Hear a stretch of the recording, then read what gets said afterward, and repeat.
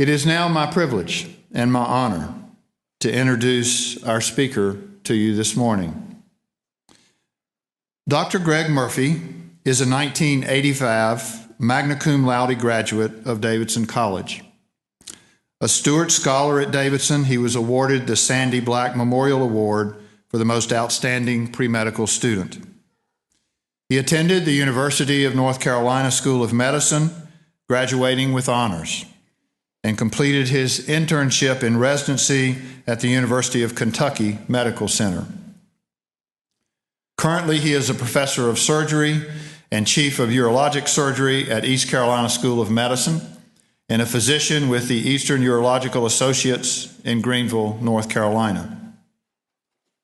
Greg's services to those in need is extensive. He has worked as a medical and surgical mission volunteer in countries as diverse as Haiti, Kenya, Nicaragua, India, and the United States, the latter during the aftermath of Hurricane Katrina. Greg serves as our alumni chapter president for Eastern North Carolina and also works with Professor Jerry Putnam in advising Davidson's pre-medical students. For the last 2 summers, he has accompanied Dr. Putnam and Davidson students on their summer trip to a hospital in Kenya, where our students are able to work side by side with him. He is, in Dr. Putnam's words, and I quote, an inspiration to our students, a skillful surgeon, and someone who is not impressed with how impressive he is.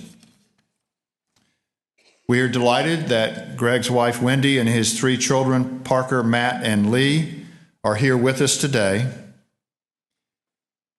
It is an honor to introduce, and again I use Dr. Putnam's words, quote, a man of excellence and a man of faith, Dr. Greg Murphy.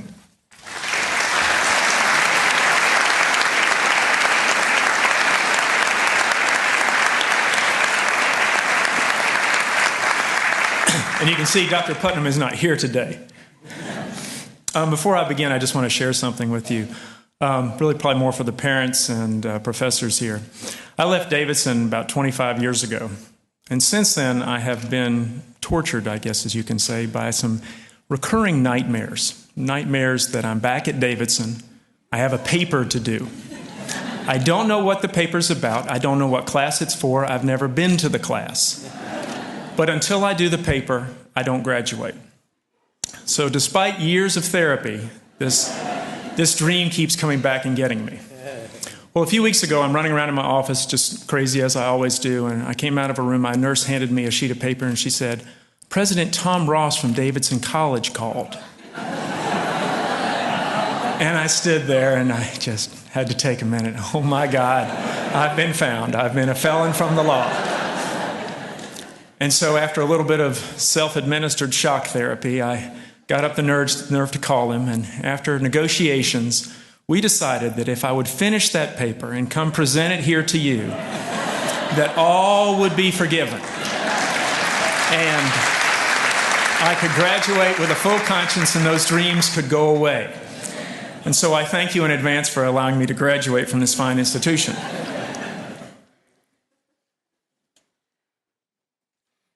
January 12th, 2010. It's 4:53 in the afternoon on a typical, hot, sun-baked day in Haiti. While children were at school, storekeepers tended their stores, and seminarians knelt in prayer. Without any warning, an earthquake with a magnitude of 7.0 struck 10 miles west of the capital of Port-au-Prince. With the force of a bomb 35 times that which of the bomb dropped on Hiroshima, the earth began to shake. It shook and it shook. Buildings crumbled, roofs collapsed, roads split wide open. Finally, some 34 seconds later, in what would seem an eternity for those in the midst of this hell, the tremors ceased.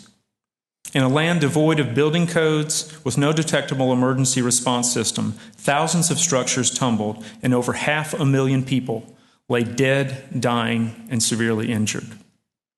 In the blink of an eye, Haiti, a country historically defined by foreign dominance, domestic tyranny, and environmental chaos, had turned into a country of orphans, amputees, an entirely new generation of homeless.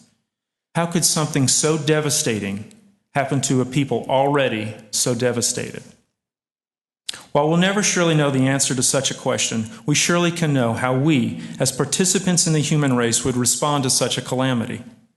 Within hours, an onslaught of the world's media descended upon this tiny Caribbean nation. Thomas Friedman said, "The world is flat." Yes, it is flat, but in a different way than he contends. The world is as flat as the pictures on our TV screens, as on our computer monitors, as on our smartphones. The world today cries out in real time, in the present, images for us to see, sounds for us to hear. Be it a mine disaster in Chile, or a horrific tsunami in the Far East, or a catastrophic earthquake in Haiti. We see all these things as they happen.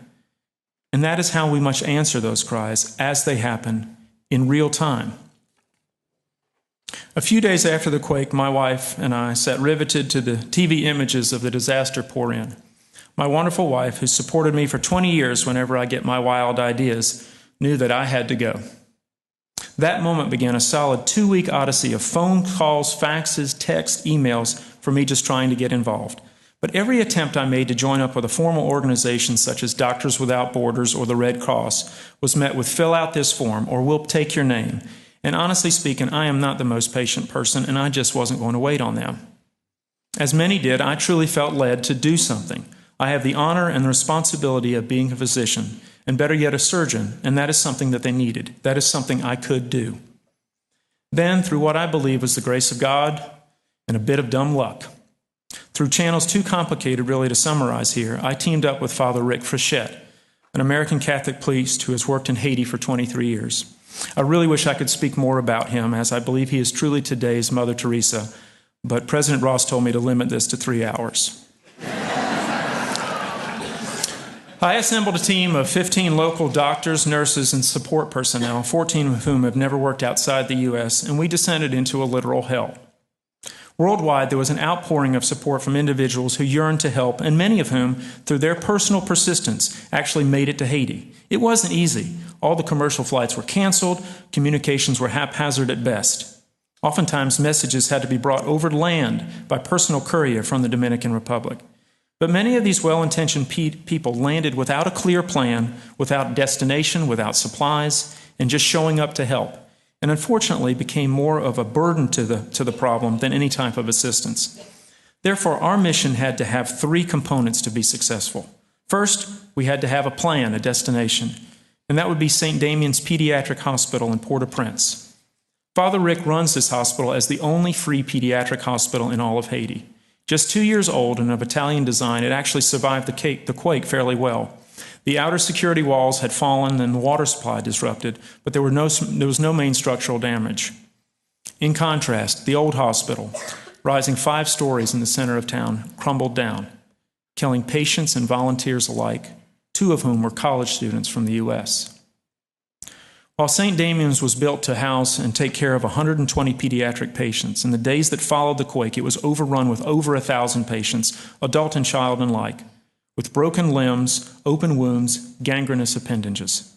The afflicted literally came over the walls and what was left of them, seeking medical care and sanctuary. They were strewn all over the hospital grounds on makeshift stretchers made of cardboard, lawn chairs, every imaginable item. There were no ambulances to call. There was no 911 to dial. Families and the wounded made their way by any means available, carrying with them all that they had left. Individuals picked up injured and half-dead children, oftentimes not their own, and carried them to this refuge. Secondly, we had to have security. In a land like Haiti, there are no guarantees. The national government was in shambles. There was no reliable police force. The UN and the U.S. Army were there, but when you deal with hordes of hungry, desperate people, they often do whatever it takes to get food and water, as we found out at one point. At an outside makeshift clinic in Miraguan, in a region flooded with refugees about 3 hours west of Port-au-Prince, the mobs became angry and frustrated after 2 days as we ran out of medicine and supplies, and we only got out because the UN came in armored vehicles and escorted us out. The real underlying infrastructure of Haiti is the Catholic Church. It provides a sense of security in a land where politics and